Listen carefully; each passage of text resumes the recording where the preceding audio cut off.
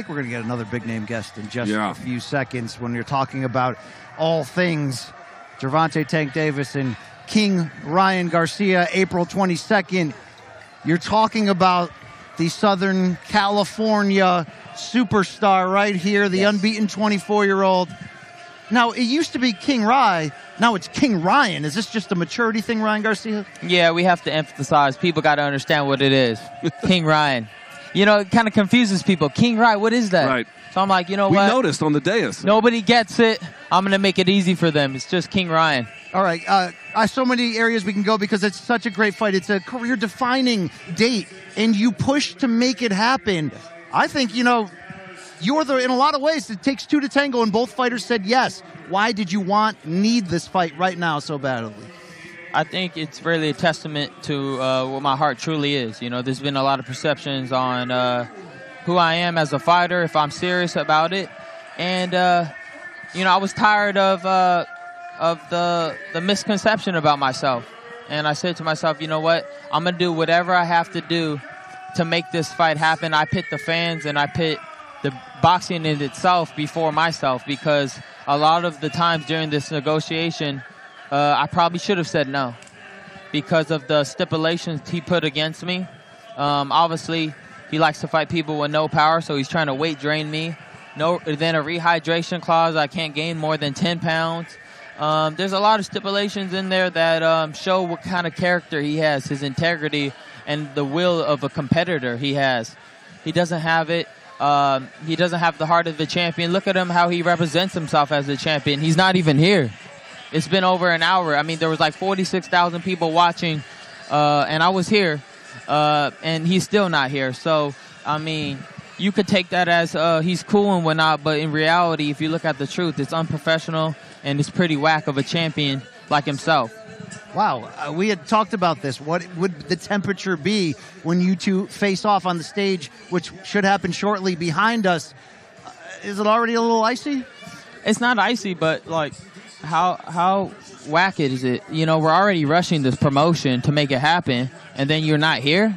You know, we got to rush things for your little issue, so why aren't you here? Like, show that respect for the promotion and for the event that it deserves, boxing. For that part. So, I mean, to me, it just shows, like I said, his character, his integrity is showing loud right now. How hard is it to make 136 right now?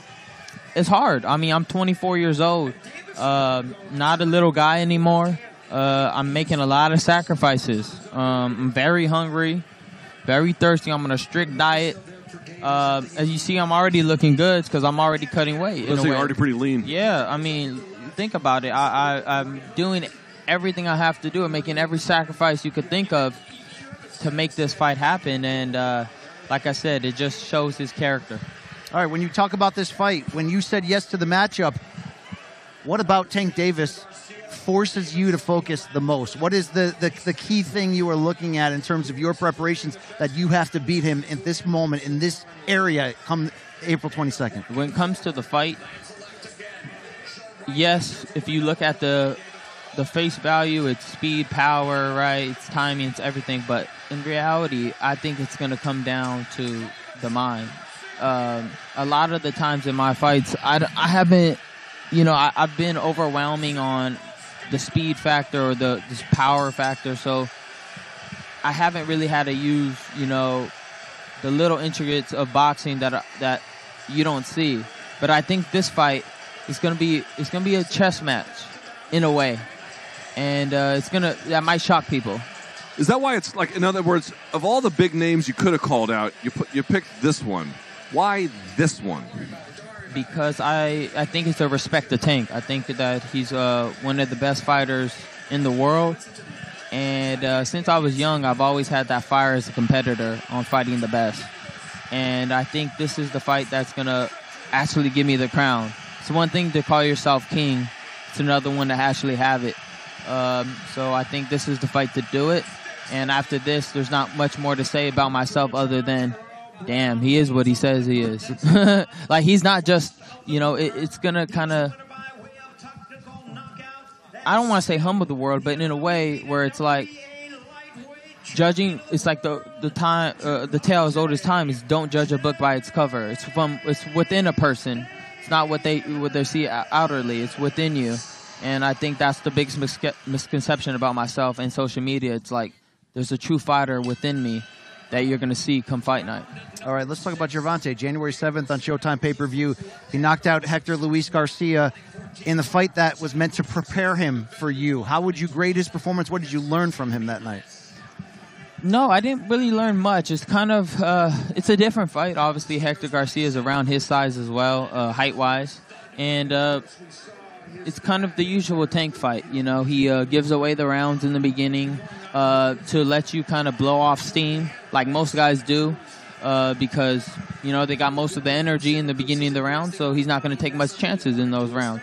Now, his defense is not that good in the beginning of the rounds because I've seen him get hit, but that's kind of his game plan. I'm going to try to deflect as many shots as I can. I'll pick my spots, and then later on, I'll start applying smart pressure and start banging away and hopefully land a big shot. But when you have seen that before and can prepare for it, now you have a guy that is not going to blow his steam away, and we're going to play it how we got to play it. And then that's where boxing actually happened. Now it's a boxing fight. Now you got to think in there, because if I hit you, it's not going to feel good. You're not going to want to, you know, keep coming forward and try to take chances. You know, if I find a good shot, 9 times out of 10 it should hurt him. And if not, I just beat him. How about that? How about I just beat him? How about I just beat him? Outbox him? Yeah, how about I just outbox him? I've been boxing since I was 7 years old. I can move. I can dance. I can do a little bit of that. I don't do it because I like knocking people out, but if I see in the fight I have to do it, I will. You can go to that gear. 100%. All right, I like the vibe here. I didn't mean to cut you off, but I want to say I like the vibe because I can feel in a healthy way that you've got this chip on your shoulder. And when you have, look, as many social media followers as you're going to get a lot of love, and I know you get a lot of hate. What part of your game entering this fight are you most excited to prove the haters wrong on?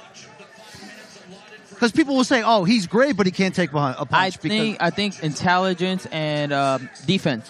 I think that people always say I don't have defense, but I've never seen myself bruised up in a fight.